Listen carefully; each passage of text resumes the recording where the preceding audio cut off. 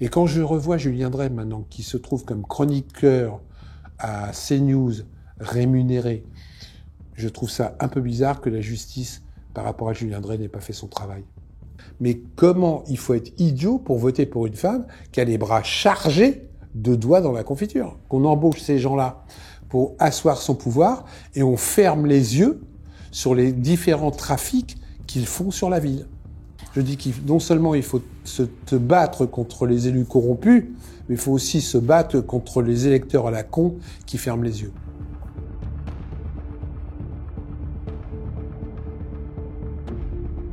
Philippe Pascot, bonjour. Bonjour. Vous avez été maire adjoint d'Évry, donc sous Manuel Valls, puis conseiller municipal, conseiller régional.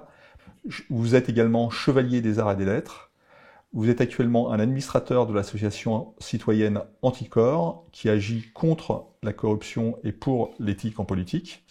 Vous avez fréquenté la plupart des élus politiques de premier plan et vous militez pour une transparence totale de l'exercice politique. Dans les 4 prochaines vidéos, vous avez analysé donc 2000 politiques qui ont été condamnés ou mis en examen ces dernières années. Ce sont 2000 politiques que vous avez cités depuis 12 ans, en particulier dans vos livres « Délit d'élus »,« Du goudron et des plumes »,« Mensonges d'État » et « Pilleurs d'État encore et encore ». On rappelle que selon la SMALC, observatoire qui accompagne les collectivités et territoires depuis 50 ans, 2300 élus ont été ou seront poursuivis entre 2020 et 2026. En sachant que ceci n'est que le dessus de l'iceberg. Donc en dessous, il y en a beaucoup plus.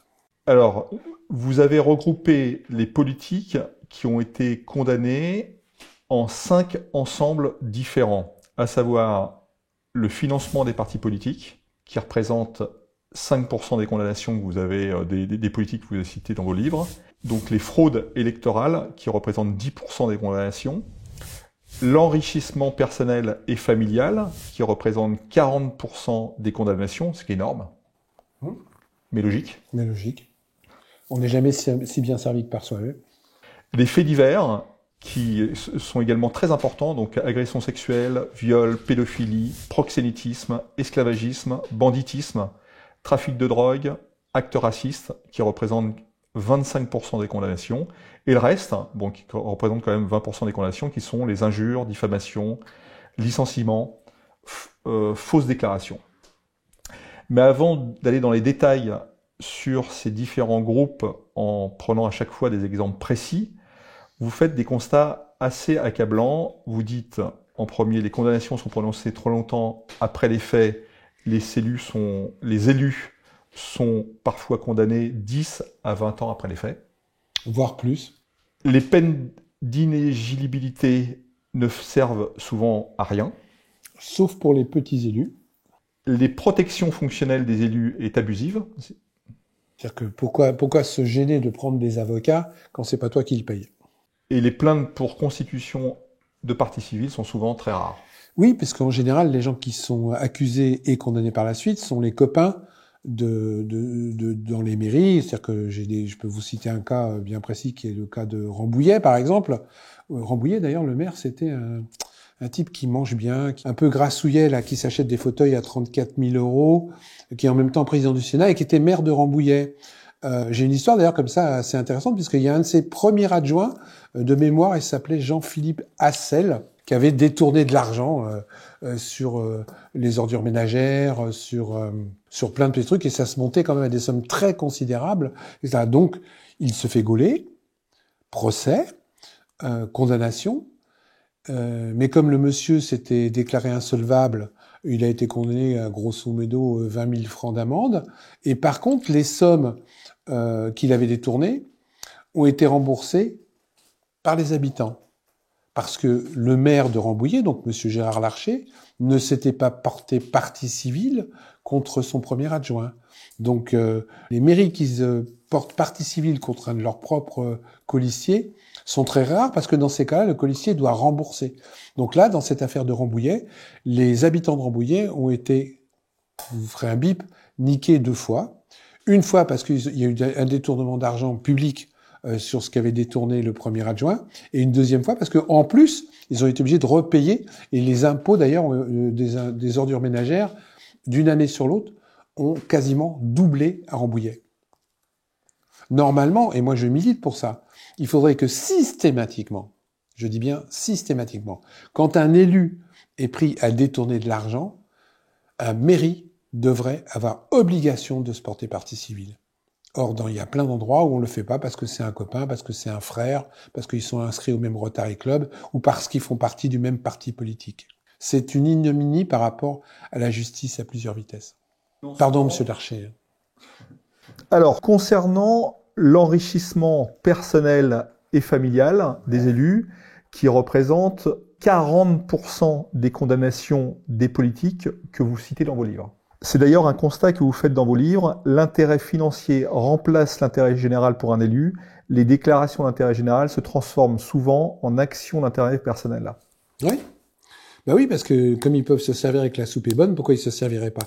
Donc c'est vrai qu'il y a beaucoup d'élus qui quelque part transforment des terrains agricoles en terrains constructifs, parce que la différence entre 30 € le mètre carré d'un terrain agricole et 150 € le mètre carré d'un terrain constructible, vous faites vite le calcul, quand vous avez 1000 mètres carrés ou 10 000 mètres carrés qui appartient à votre sœur, à votre frère ou à votre cousin, ou même à vous-même, eh ben la différence financière est énorme. Donc il y a des gens qui cèdent vite à l'oracle, entre guillemets, à la sirène de l'argent facilement gagné.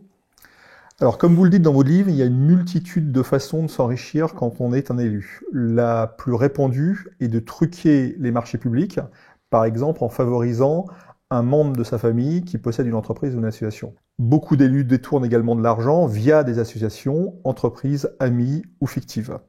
Ce qui est assez Mais il y a pire. surprenant. Je vais vous citer un cas que tout le monde connaît, qui s'appelle Monsieur Fillon.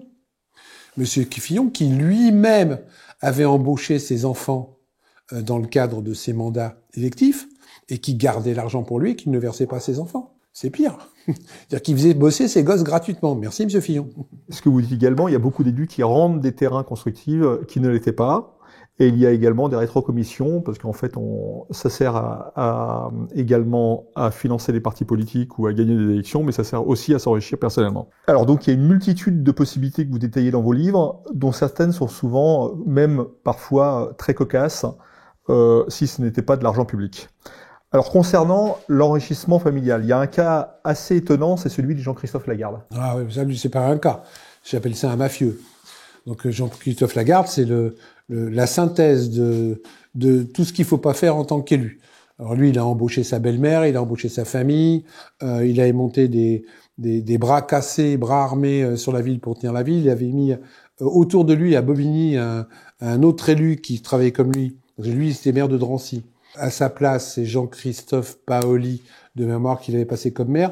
Et ils avaient monté toute une équipe de bras cassés pour tenir la ville, les deux villes, sous leur coupe. Il faut savoir aussi que Jean-Christophe Lagarde, c'était quand même le patron d'un parti politique en France, de l'UDI. C'est-à-dire ce mec-là, patron d'un parti politique censé nous représenter, censé être intègre, était, entre guillemets, et est un véritable mec qui n'arrêtait pas de mettre les doigts dans la confiture. Ce mec-là était condamné. D'ailleurs, la dernière affaire de Jean-Christophe Lagarde, où il est mis en examen, c'est l'affaire où il a essayé de salir Raquel Raquido et Alexis Corbière, avec une fausse information sur une femme de ménage qu'ils avaient embauchée au black ou je sais pas quoi, qui s'est avérée être une forfaiture, où il est mis en examen. Ce mec-là. Raquel Garrido. La Raquel Garrido. Ce mec-là n'hésitait pas à envoyer des moyens de mafieux pour arriver à ses fins.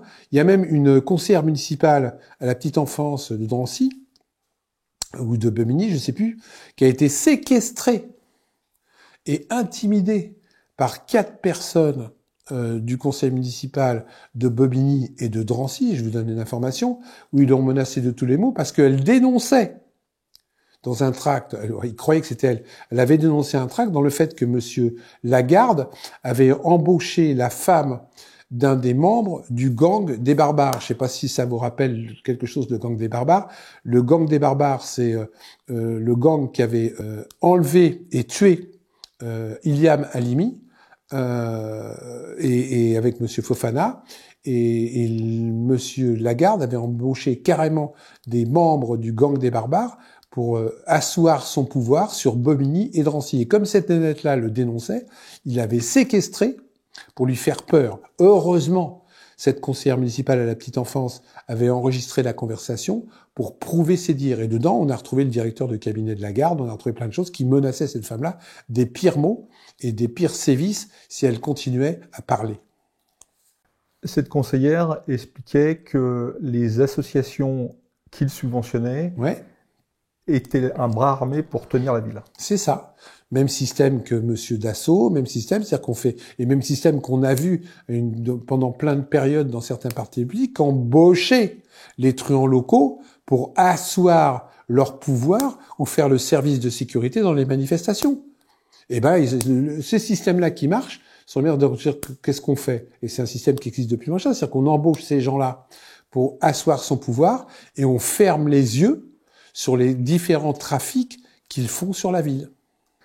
Sa femme a été condamnée également. Oui, bah tous, ces gens-là travaillent beaucoup en famille, quoi. Donc sa femme a été condamnée, et de mémoire, il y a eu d'autres gens qui ont été condamnés aussi de sa famille. Il y a eu un emploi fictif de sa belle-mère. Il y a un emploi fictif de sa belle-mère aussi. Ces gens-là n'hésitent pas parce qu'ils s'estiment au-dessus des lois. Lagarde, en plus, il avait un poste privilégié puisqu'il était patron d'un parti politique sur toute la France qui s'appelle l'UDI. Et le pire, et là, c'est là où je deviens fou, c'est que malgré les preuves, malgré les truandages, malgré les condamnations, malgré la médiatisation des exactions du maire de Bobigny et du maire de Drancy, les adhérents de l'UDI locaux ont tous soutenu Monsieur Lagarde. Donc là, encore une fois, je dis non seulement il faut se battre contre les élus corrompus, mais il faut aussi se battre contre les électeurs à la con qui ferment les yeux. Alors, concernant l'enrichissement familial, il y a le cas de Jacques Bompard, qui est le député maire d'Orange, donc qui employait donc le maire, sa femme, sa fille et son gendre sont mis en examen pour prise illégale d'intérêt. Ouais, je rappelle quand même que Jacques Bompard était Front National à l'époque. Et donc, ce qui prouve bien ce que je dis depuis tout le temps, c'est qu'il n'y a pas que la gauche ou la droite, il y a aussi les extrêmes qui mettent les doigts dans la confiture quand ils peuvent le faire. Parce que la corruption, c'est pas un problème de droite ou de gauche, c'est un problème de système. Et quand les gens rentrent dans le système, eh ben, ils rentrent dans la droite ligne de la corruption, parce que c'est comme ça que marche le système. Et Bompard, c'est vrai qu'il a bien abusé du système. Alors que c'était un des chantres de l'honnêteté, de la probité, de « avec moi, ça sera pas comme avec les autres ». Ça me rappelle un discours d'un mec qui s'est présenté aux élections 2017, où il disait lui aussi « avec moi, ça sera pas comme avec les autres ». En fin de compte, aujourd'hui, en 2025, avec moi, c'est pire qu'avec les autres. Alors, il y a de l'enrichissement donc familial, et ça peut être également de l'enrichissement personnel, et via des subventions d'associations. Alors, il y a le cas, par exemple, de André Santini. Donc, André Santini, c'est ministre, député maire d'Issy-les-Moulineaux, et qui a été condamné en 2013 pour abus de biens sociaux et détournement de fonds publics avec Charles Pasqua et Jean Hamon. Ouais, mais c'était une époque où c'était open bar dans la falsification, dans un tas de choses. Alors aujourd'hui, c'est plus tout à fait open bar. Maintenant, ils font ça en sous-main. Mais c'est vrai que ça a pas beaucoup changé entre Pasqua et aujourd'hui. Malheureusement, ça a pas beaucoup changé. Il y a encore des choses que je ne comprends pas. C'est-à-dire d'enrichissement personnel. Moi, il y a un truc que je comprends pas. Il y a pas longtemps dans la presse, il y a un article qui est paru comme quoi une ministre de la Culture, ancienne ministre de garde des Sceaux, une dénommée Rachida Dati, je vous conseille de lire le chapitre que je lui consacre dans Pilleur d'État encore et encore, dont on a découvert encore une malversation où elle a oublié, la pauvre, comme Dupont-Maserati, de déclarer plus de 400 000 € de bijoux dans son patrimoine, etc. Normalement, il devrait y avoir une enquête préliminaire. Normalement, la haute autorité devrait quelque part s'occuper de son cas, puisque c'est une fausse déclaration qu'elle a faite en tant que ministre. Et je prends ça comme preuve à l'appui, c'est qu'il y a une autre ministre qui avait oublié de déclarer dans son patrimoine à peu près la même somme, qui est Madame Benguigui, qui était donc ministre de je sais pas quoi, productrice de cinéma, qui elle aussi avait oublié de déclarer 400 000 €, et qui, elle, a été poursuivie, elle a été obligée de démissionner, et elle a été condamnée. Pourquoi Benguigui est condamnée ? Pourquoi Rachida Dati n'est pas condamnée? C'est vraiment une question que je me pose depuis pas mal d'années auprès de Madame Dati. Et quand je pense qu'elle va être maire de Paris, mais comment il faut être idiot pour voter pour une femme qui a les bras chargés de doigts dans la confiture. Il y a le cas de Jean-Marc Nicole, maire de Clermont-Ferrand, qui jouait pour 3 000 € par jour au PMU. Ça correspond à 45 000 paris, 1 million d'euros aurait été détourné. On parlait duquel? Du Kremlin-Bicêtre? Oui. Le maire de Kremlin-Bicêtre, oui. Lui, il a pendant pas mal d'années... le problème, c'est que lui, c'était... J'ai rien à dire parce que c'était plus une maladie qu'autre chose. C'est-à-dire que le mec là était addict au jeu et il jouait du matin jusqu'au soir. Là où c'est grave par rapport à ce genre d'affaires, c'est encore une fois, c'est les contrôles. C'est que tout le monde savait qu'il jouait. Tout le monde savait qu'il était addict. Et personne n'a réagi avant que le vase a débordé. Donc là où il y a un véritable problème, c'est pourquoi les gens autour n'ont pas le courage de dire stop à une personne qui est malade de l'addiction du jeu. Parce qu'en fait, l'argent arrivait via une association d'onologie créée en 2001 par le maire. Oui. Les donateurs étaient des entreprises bénéficiaires des marchés publics. Et donc, on dit, le mec, il jouait pour ensuite gagner encore plus d'argent avec le jeu. Oui, sauf que c'est le mec qui est addict, c'est toujours ça. Ouais. Mais le problème, c'est que quand un mec est addict comme lui était addict, c'est tous les jours qu'il allait jouer. Ouais. Mais tu penses pas que c'est pour blanchir? Mais non, c'est pas spécialement pour le dire. Le mec était vraiment addict. Je me rappelle du dossier, il me remonte là. Et j'ai bien connu le maire d'après. Le problème, c'est que dans ces cas-là, quand t'es maire, je t'explique pas comment t'es surveillé. Donc tout le monde sait où tu vas. Tout le monde te voit. Donc le mec qui va tous les jours jouer au casino, qui part en Anguin-les-Bains, etc., comment les gens autour de lui n'ont pas pu ne pas le voir? C'est pas possible. Donc là, j'appelle ça des responsabilités partagées. C'est comme quand tu vois un alcoolique. Je veux dire, un alcoolique, tu vois qui boit. Tu sais qui boit. Qui intervient pour soigner ces gens-là? T'attends vraiment que le mec il soit complètement bourré pour faire quelque chose? Bon, il a été mis en examen en 2024. Ouais. Également avec son épouse, d'ailleurs, pour fraude fiscale. Oui, après c'est des pentes. Quand tu commences à truander sur quelque chose, comme il te faut de plus en plus d'argent, tu trouves de plus en plus de moyens de truander. Et la fraude fiscale en fait partie. Encore une fois, mon problème par rapport à ça, c'est avant. Je vais te donner un autre exemple par rapport à ça. Une fois, je me suis occupé dans une ville des gens qui payaient pas leur cantine, qui étaient dans la merde, et qui, quelque part, n'arrivaient pas à assumer les devoirs quotidiens financiers qu'ils devaient auprès de leurs enfants. J'ai été voir les assistantes sociales en disant, attendez, on pourrait peut-être faire... Eh ben non, les assistantes sociales ne pouvaient rien faire avant que la somme qu'ils devaient soit de 1 500 €.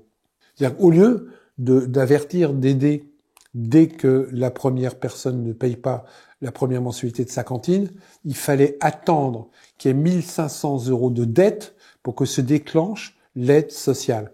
Il y a un moment donné, le système est complètement con. C'est-à-dire quand la personne qui gagne 500 € par mois commence à avoir 1 500 € de dette qu'elle doit à la cantine, ou ailleurs, ou à l'école, eh ben, c'est trop tard, tu peux plus sortir les gens de la merde.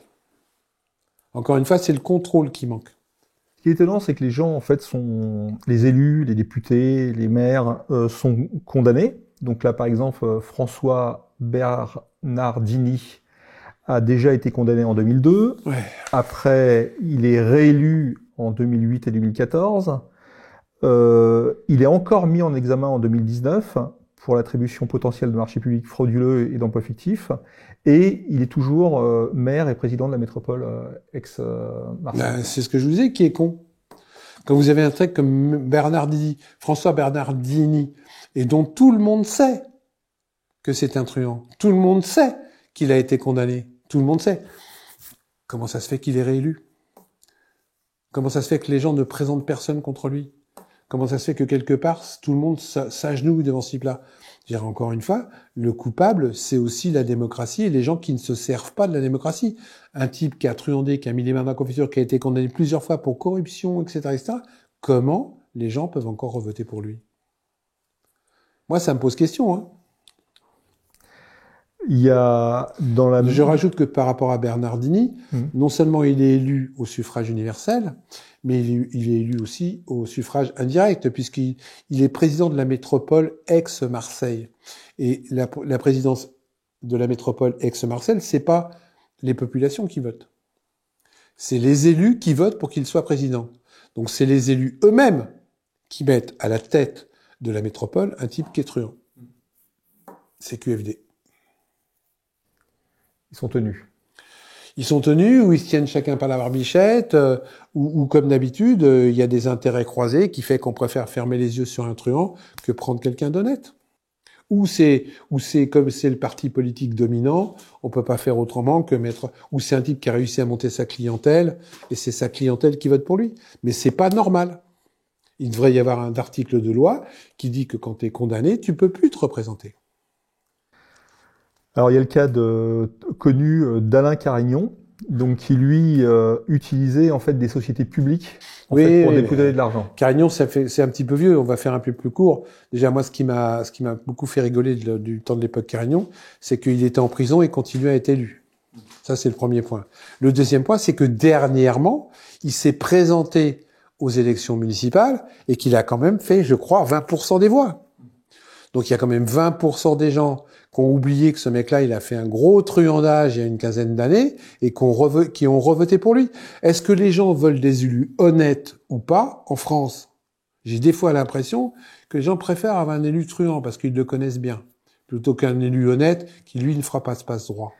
Il a été condamné à 5 ans de prison, dont 4 en ferme. D'ailleurs, il détient le record de durée de détention d'un homme politique. C'est vrai. Et pourtant, il s'est représenté au municipal en 2020. Et c'est que 4 ans, on pourrait dire. Oui, c'est que dalle. Mais c'est surtout que je ne comprends pas qu'après, il puisse se représenter. Encore une fois, je le redis, dans la plupart des faits de droit commun, quand tu as été condamné, tu n'as pas le droit de rebosser dans le boulot pour lequel tu as été condamné, et dans lequel tu as été corrompu. Alors, il plaide contre la transparence pour l'oubli. Ah bah oui, lui, il fait très fort. Lui, il plaide pour l'oubli. Il y a une loi sur l'oubli qui fait que tu peux effacer tout ce que tu veux sur Internet, etc., et être vierge totalement sur les réseaux sociaux. D'ailleurs, il y a plein d'élus qui s'en servent. C'est-à-dire que vous cherchez sur Internet, vous n'arrivez plus à trouver leur condamnation. Il y a même des boîtes aujourd'hui qui sont spécialisées, quand vous les payez, pour vous redonner une bonne apparence alors que vous avez été un élu truand. Donc il est toujours conseiller municipal de Grenoble. Bah oui. En 2023, il a été chargé d'une mission sur l'avenir de l'audiovisuel par les Républicains. Je suis pas étonné. Copain, coquin. Mais on dit ça par les Républicains, mais je peux dire la même chose pour la gauche. Hein. Alors, pour s'enrichir personnellement, il y a aussi tous les cas où, en fait, les élus donc détournent de l'argent, gagnent de l'argent via des sociétés privées. C'est le cas de Pierre Bédier, par exemple. Bédier, c'est un spécialiste, parce que Bédier, il a fait très très fort. Bédier, il était inéligible, il continuait à aller au Conseil général, il a fait des trucs avec l'étranger, avec le Sénégal, je crois, où il y avait des transferts d'argent, où il y avait plein de trucs. Bédier, je le range dans la même catégorie que les Lagarde. Un peu mieux habillé, un peu plus propre sur lui, mais c'est aussi manipulateur et malheureusement truand. Mais là, encore une fois, pourquoi on remet un bulletin de vote pour ces mecs-là? Je sais que j'ai l'air de me répéter, hein, mais nous sommes encore dans une démocratie où on peut se débarrasser des élus truands. Pourquoi les gens ne le font pas? Il a été condamné en 2019 pour avoir touché en liquide plus de 200 000 euros d'une entreprise privée. C'est vrai que 200 000 euros, c'est pas grand-chose. Et je rappelle toujours que ce qu'on sait, c'est toujours moins que ce qu'il y a eu. C'est-à-dire que quand un mec est condamné parce qu'il a truandé sur 200 000 euros, vous pouvez multiplier par 3 ou 4 l'argent qui s'est mis dans sa poche, mais dont on n'a pas réussi à avoir les preuves. Et il est toujours président du conseil départemental des Yvelines. Oui, après avoir fait une petite période comment on appelle ça, de trou noir, il est revenu aux affaires et les gens ont revoté pour lui. Aussi bien au vote universel, c'est-à-dire par le peuple, que par les élus en vote indirect. Qui est con? Alors, il y a un cas assez dont vous parlez dans votre livre, qui est le cas de Jean-Charles Marchiani aussi. Ouais, Jean-Charles Marchiani, alors lui, c'est le cas précis du mec barbouze, élu, truand, et récompensé par l'État. Je rappelle que Jean-Charles Marchiani a quand même reçu par décret présidentiel sa nomination de préfet, hors cadre maintenant d'ailleurs, alors qu'il était à la prison de la Santé. C'est-à-dire que moi j'ai jamais vu ça en France. il y a un mec qui est en prison pour des délits, il y a un type officiel du gouvernement qui vient dans la prison et qui vous remet officiellement votre nomination en tant que préfet. Préfet hors cadre. Je rappelle qu'un préfet hors cadre, quand il n'est pas nommé préfet quelque part, touche environ 6 000 € par mois, qu'il cotise pour sa retraite, et que quand il arrive à la retraite, il a, sans avoir jamais rien fait, 4 000 € de retraite nette. Ce qui est pas mal. Mais c'est une manière de récompenser. Mais aujourd'hui, vous savez, des colifichets comme préfet à la retraite, préfet hors cadre, malheureusement, aussi bien Macron que d'autres n'arrêtent pas de distribuer ces colifichets. Il a été condamné 2 fois, une fois quand même à 4 ans ferme en 2018 pour le versement de commissions sur le compte offshore dans le cadre d'un marché d'armement entre la société allemande C'est ce que je vous disais. et Jet Industries. Mais c'était officiel. C'est-à-dire ce qu'il a versé, il s'est fait gauler, mais ces rétrocommissions et ces commissions, je rappelle, sont des trucs acquis et mis en place par les gouvernements français et autres. Et donc c'était qu'un bras armé des versements de commissions, mais lui il s'est fait gauler. C'est ça. Et il a été condamné en 2007 pour une commission de 1,3 million quand même, hein, pour l'obtention d'un marché de construction à Roissy. Je suis pas étonné. Je suis pas étonné. Mais pour un qui se fait avoir, combien passe à travers les mailles du filet? Il y a une formule qui est adorable en ce moment, c'est il y a des trous dans la raquette. Alors de temps en temps, il y en a un qui passe pas à travers les mailles, Marchiani, mais il y en a une dizaine d'autres qui passent à travers. Partout où il y a de l'argent, partout, ces gens-là, comme il n'y a pas de contrôle, essayent d'en récupérer une partie. Et comme c'est eux qui ont la signature, si tu veux que je signe, faut que tu me verses un peu de pépette. Il y a ce que vous disiez tout à l'heure pour les terrains donc qui deviennent constructibles. En fait, il y a plein de cas d'élus qui se font condamner également pour ça. C'est-à-dire que les terrains sont agricoles et ils les rendent constructifs pour leurs amis, leur famille. Et c'est difficile à prouver parce que c'est vrai qu'aujourd'hui, comme la population s'étend, vous êtes sur une ville de 5000 habitants, votre population fait des enfants, vous voulez que les enfants restent, il faut bien à un moment donné trouver des terrains qui sont agricoles pour les faire devenir constructibles, pour que vos enfants, vos petits-enfants puissent construire leur maison et agrandir la ville. Le fait d'agrandir la ville aussi permet d'engranger des recettes fiscales plus importantes et de faire que la ville, entre guillemets, n'augmente pas ses impôts de façon exponentielle. Là où il y a un problème, c'est que souvent, les élus confondent intérêt général avec intérêt personnel. Donc quand c'est vrai que, on glisse très vite. Quand vous êtes dans une petite commune et que quelque part, la plupart des terrains autour de la commune appartiennent à des gens de votre famille, c'est très facile de glisser, de dire bon bah t'es de ma famille, tu fermes les yeux, je rends le terrain agricole en terrain constructible et puis personne n'en parle. Sauf qu'il y a toujours, et malheureusement, en France, il y a des opposants ou des gens qui sont capables de voir la chose, de creuser et en fin de compte de pas laisser faire. Alors, dans les autres façons de s'enrichir, il y a des cas quand même atypiques. Il y a celle de Étienne Dedieu, qui est le maire de Saint-Lizier, en fait, qui s'était arrangé avec le curé pour toucher la vente de bougies dans une église. Ah ouais, je me rappelle de cette affaire. Ça c'est du cloche-merle, quoi. Parce qu'il a fallu qu'ils en vendent pas mal de bougies pour arriver à toucher un peu de... Mais je crois qu'ils pillaient aussi les urnes de mémoire hein, sur ce dossier-là.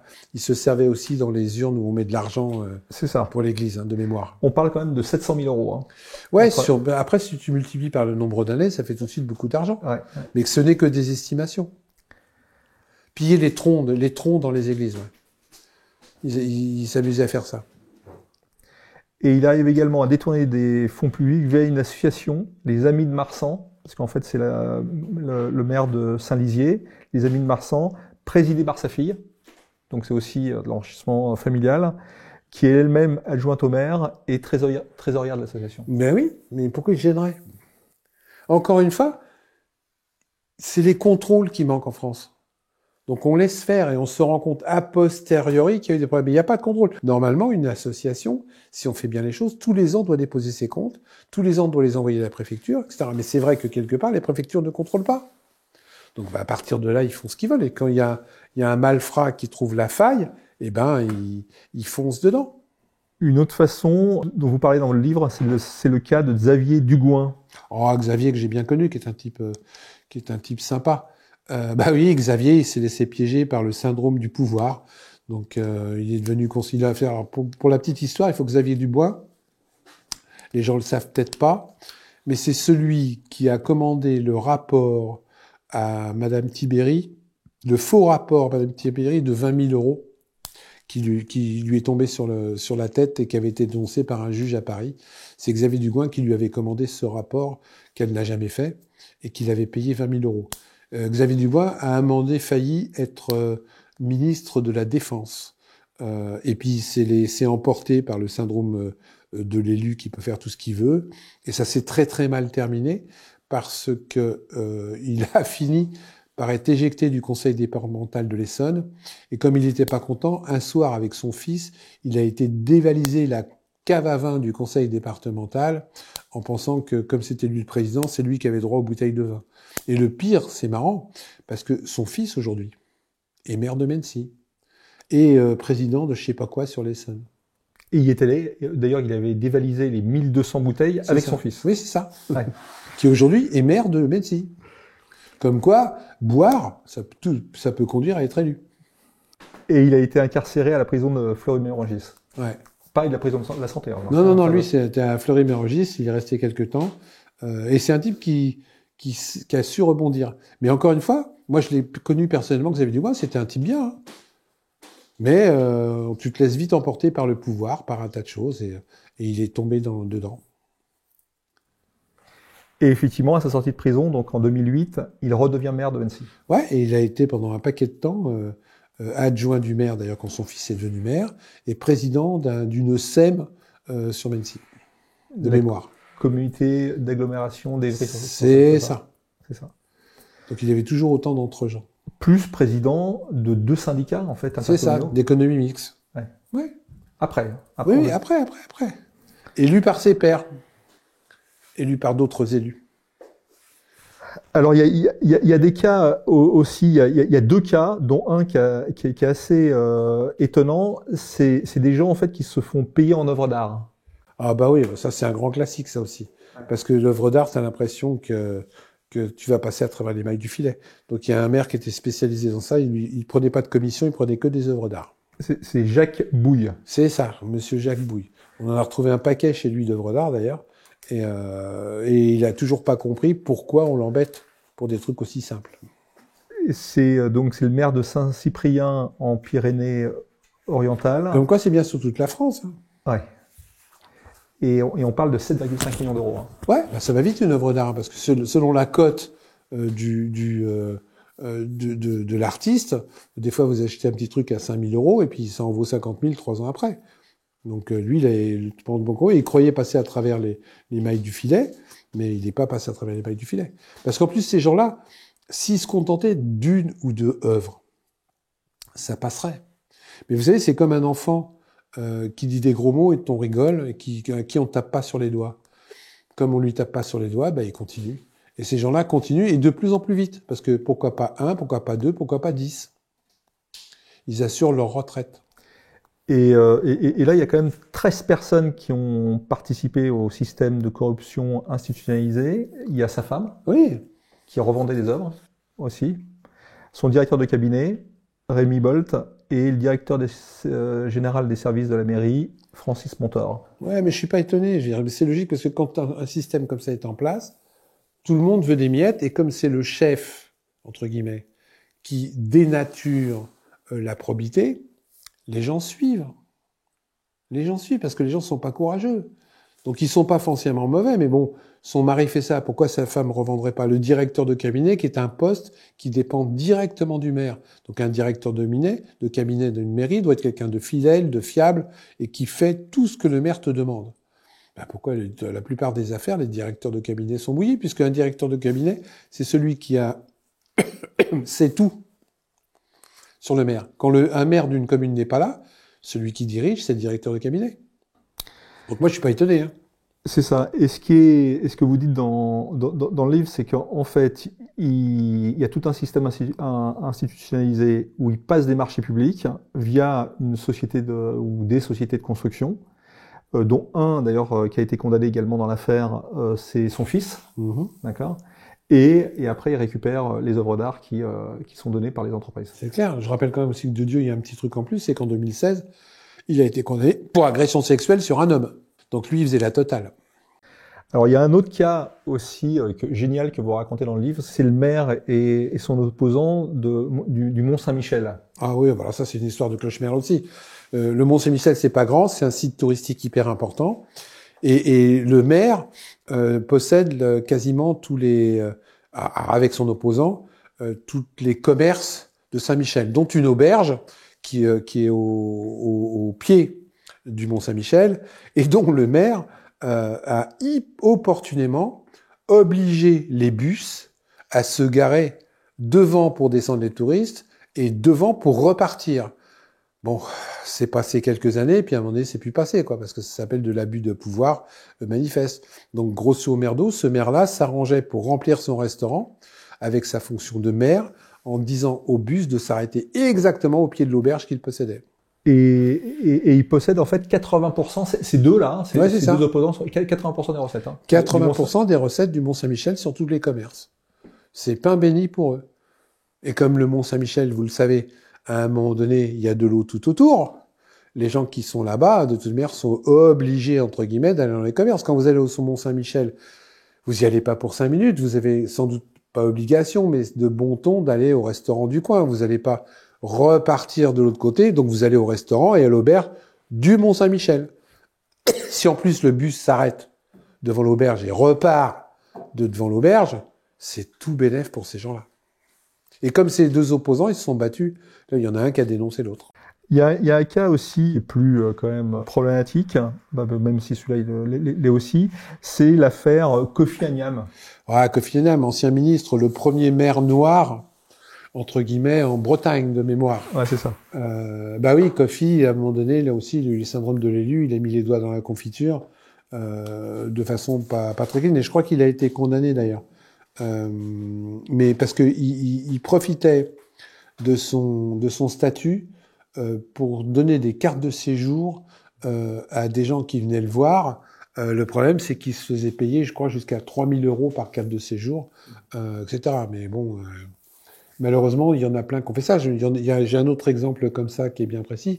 C'est la mère de Sophie Aram, vous savez, la chroniqueuse sur France Inter, je l'ai mis d'ailleurs dans un de mes livres, qui, elle aussi, demander rémunération contre des cartes de séjour ou des obtentions de logement. Ben, par contre, la mère de Sophie Aram avait une particularité, c'est qu'elle faisait ça dans l'ascenseur de la mairie. Donc, malheureusement, je comprends même pas ces gens-là parce qu'ils ont tout ce qu'il faut. Il a été ministre, Kofi, il a été maire. Il s'abaisse à demander des 3 000 € par carte de séjour. Carte de séjour, je le rappelle, qu'il la plupart du temps, il ne donnait pas. C'est comme ça qu'ils sont tombés, parce qu'en plus, je me dis, ces gens-là sont cons. Parce qu'ils savent pertinemment qu'un mec qui te verse 3 000 € à qui tu ne donnes pas ta carte de séjour, à un moment donné ou un autre, va te dénoncer. Ils pensent tous qu'ils vont passer au-dessus des mailles, et Kofi, il n'est pas passé au-dessus des mailles, parce que de mémoire, en 2022, il a été condamné à 18 mois de prison.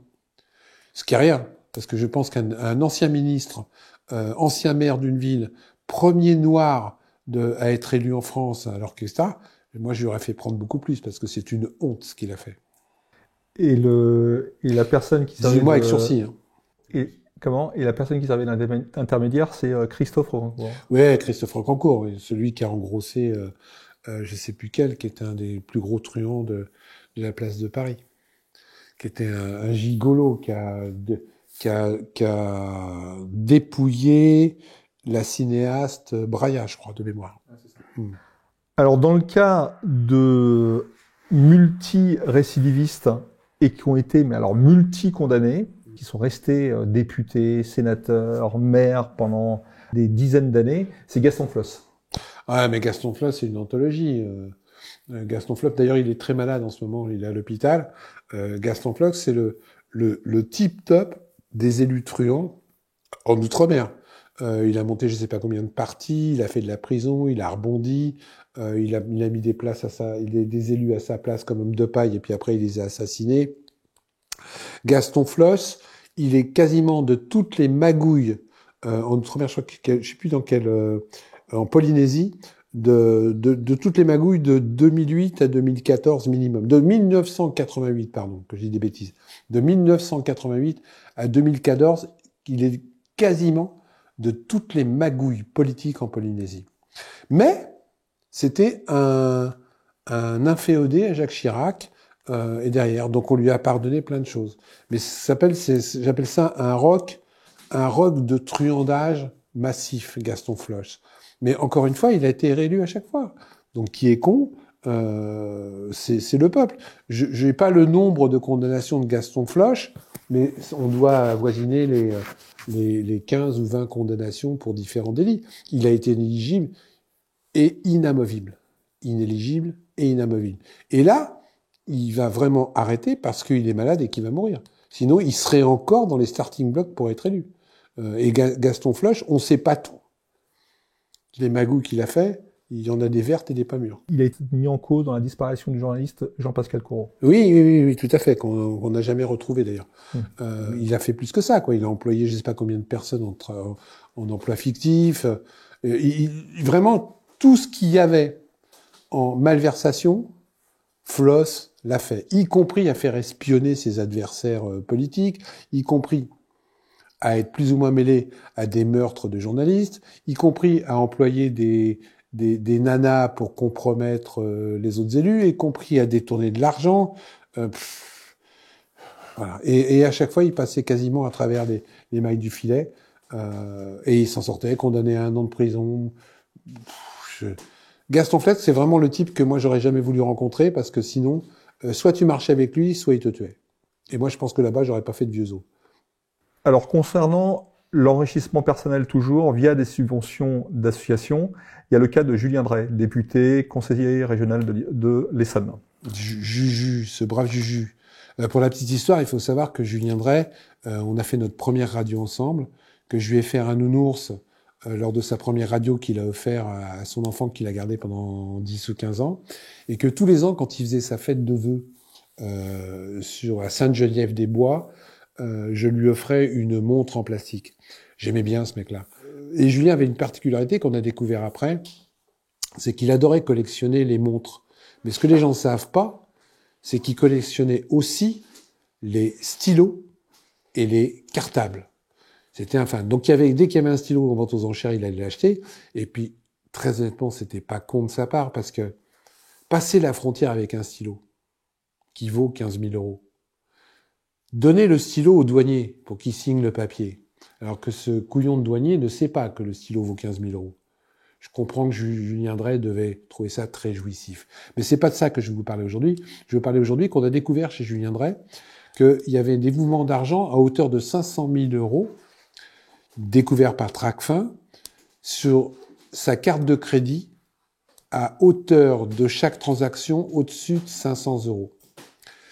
Et on a aussi découvert qu'il touchait de l'argent d'association et d'une de ses assistantes via une boutique de vêtements, de mémoire, du côté de Marseille, avec des chèques qui remontaient vers cette association qui lui reversait après de l'argent à lui-même. Vous savez, quand vous aviez un chèque, quand vous alliez acheter un t-shirt, etc., les gens faisaient un chèque, mais ils mettaient pas forcément à l'ordre de qui. Donc, vous faisiez un chèque en blanc parce que vous étiez pressé, ou la vendeuse vous disait « Non, mais laissez, je mettrai l'ordre ». Et on retrouvait ces chèques-là encaissés par une association, de mémoire, je vous dis ça, une association qui était gérée par une assistante de Julien Drey, qui après lui reversait de l'argent en liquide. Quelque part, très honnêtement, c'est pas très honnête. Quelque part, les enquêteurs, s'ils avaient fait leur boulot jusqu'au bout, auraient quand même dû se poser des questions sur un chèque qui a été fait du côté de Marseille, qui remonte à une association dirigée par une assistante de Julien Drey, qui quelque part encaisse l'argent et le reverse à Julien Drey derrière. Tout ce à quoi a été condamné Julien Drey, c'est un bref rappel à l'ordre. Là aussi, même si j'aimais bien Julien Drey, que j'ai toujours beaucoup de respect pour lui, je trouve qu'il est sympathique, je trouve que là aussi la justice n'a pas fait son travail. Et quand je revois Julien Drey maintenant, qui se trouve comme chroniqueur à CNews, rémunéré, je trouve ça un peu bizarre que la justice, par rapport à Julien Drey, n'ait pas fait son travail. À bon entendeur, salut. Je vous remercie Philippe Pascot. Je rappelle que vous êtes l'auteur, entre autres, du livre Pilleurs d'État, encore et encore, aux éditions Max Mino.